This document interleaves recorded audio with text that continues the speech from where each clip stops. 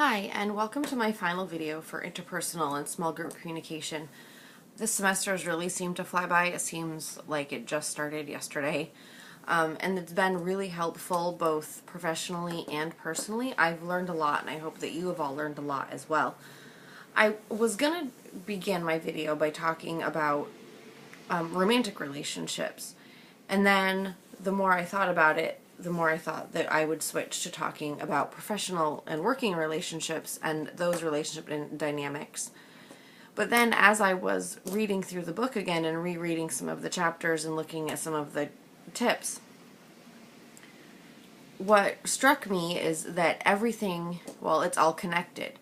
All of the communication tips can apply regardless of the kind of relationship that you are talking about or that you're meaning.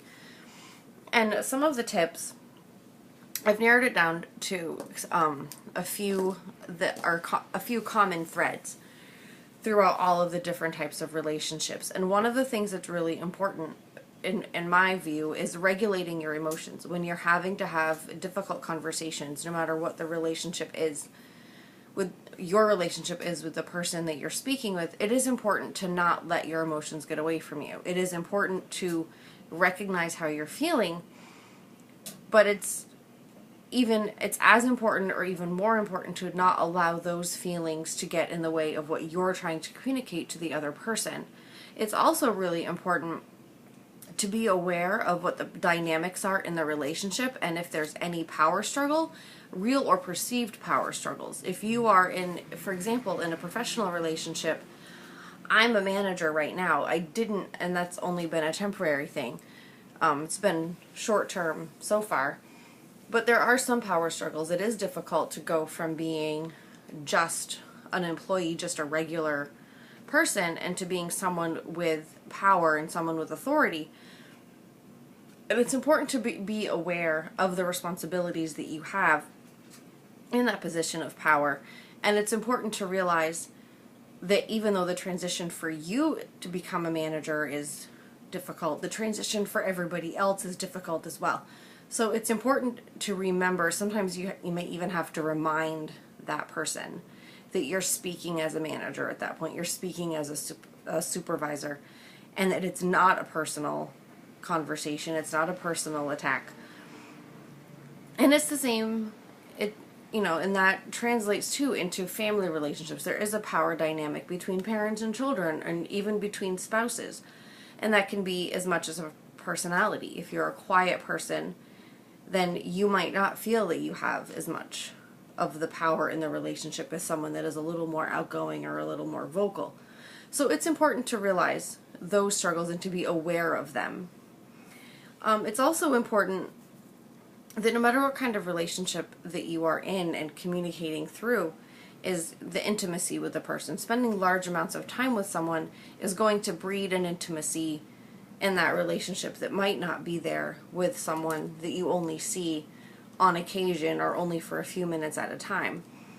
So it's important to realize that even as a significant other, or as a friend, or as a colleague, or within the many different types of colleague relationships there may be varying levels of intimacy, and you want to make sure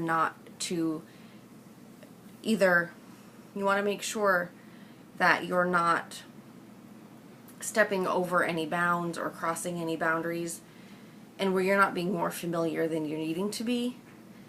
And it's very important in any kind of communication to be clear and to say what you mean and to mean what you say. And that's even true with criticism, and it's very important to be objective when you're criticizing someone, or when you're offering constructive criticism or ways to improve or bringing an error to someone's attention. It's important to be very clear about what the issue is so that they're aware that it is about the issue and it's not personal. It's not about them as a person. And it's also important to mean what you say. That if you say something is going to happen, then you need to make sure that it happens. If you say something needs to be done, then you need to follow through as well.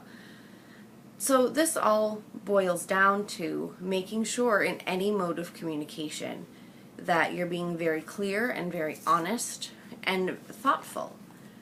and being aware that what you are saying isn't just the words you're using, but it's your tone of voice and your body language. As a real life example, I was just speaking to my own children last night, and I asked, there is a difference between what you're saying versus how you're saying it. So it's okay to say, if I ask you to complete a task and you say, okay, that is almost a totally opposite meaning than when I ask you to complete a task and you say, oh, okay. Your body language is forward, your eyes are open, your tone of voice is positive. But in the previous example, you were derisive, I was derisive, and I was snarky, and I was sarcastic. So even though I was saying okay, I meant no. So in closing, thank you for watching, and just remember to, mean what you say and say what you mean, and remember the feelings of the others that you're speaking with. Thank you for watching.